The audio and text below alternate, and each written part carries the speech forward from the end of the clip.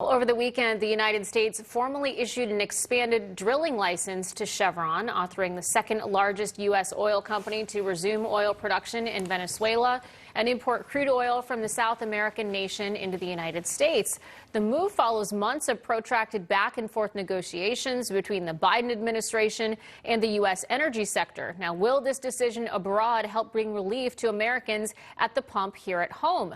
Jay Young is the founder and CEO of King Operating and author of The Upside of Oil and Gas Investing. Thanks for joining us this morning. Thank you for having me on again. So AAA, they have the average price of a gallon of gas right now at $3.52. It's down from this year's record high of $5.01 a gallon. That was back in June. But of course, it's way up from the average of $2.38 we saw in January of 2021 when Trump left office. And when the White House says, that the prices have come down, it's still very painful for many when they go to fill up their gas tank. So let me ask you this. Will this license bring relief at the pump? It'll take a long time for that to happen. When you start opening up a country like this and you start producing and you start, letting the oil come, it's got to go all the way from down there to up here, and then you have to go pipelines, and our federal government's not doing a great job about our federal pipeline situation, as you can see right now with the Northeast and the winter coming up with heating oil. So it helps, but you know what? We have, like Saudi Arabia told Biden when he was on this trip, hey, you know what? You guys have a lot of oil in the United States.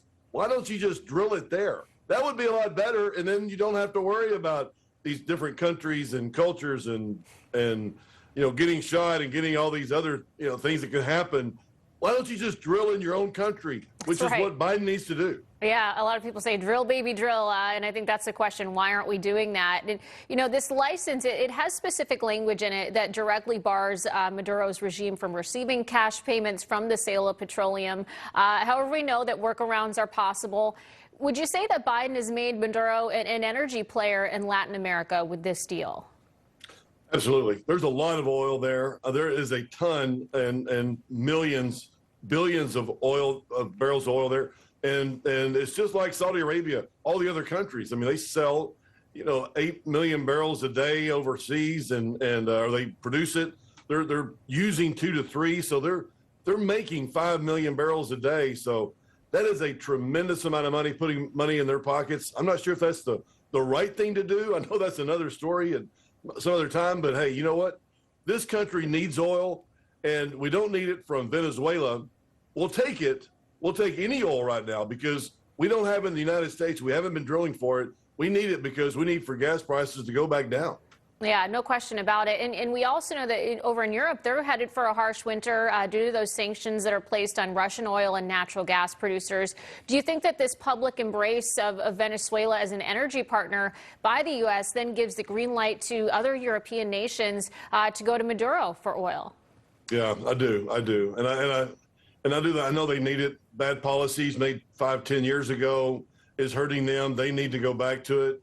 We definitely need, and same thing with countries, the demand is still strong for oil, and electric cars aren't going to change that overnight. So countries need oil, and if they're not able to produce it themselves, they've got to get it from other places, and hopefully friendly places, or they can produce it themselves, which is a different segment, talking about why aren't we drilling in the United States as much as we should be. But yes, I think it's going to open up, and I believe that it's going to be better for these countries to have more outlets to receive oil, because they do need the supply, because demand's here to stay. Demand will be here for a long time. We talked about diesel and the diesel situation. We need the oil. We sure do, and we could certainly talk about this for an hour, but we have to leave it there.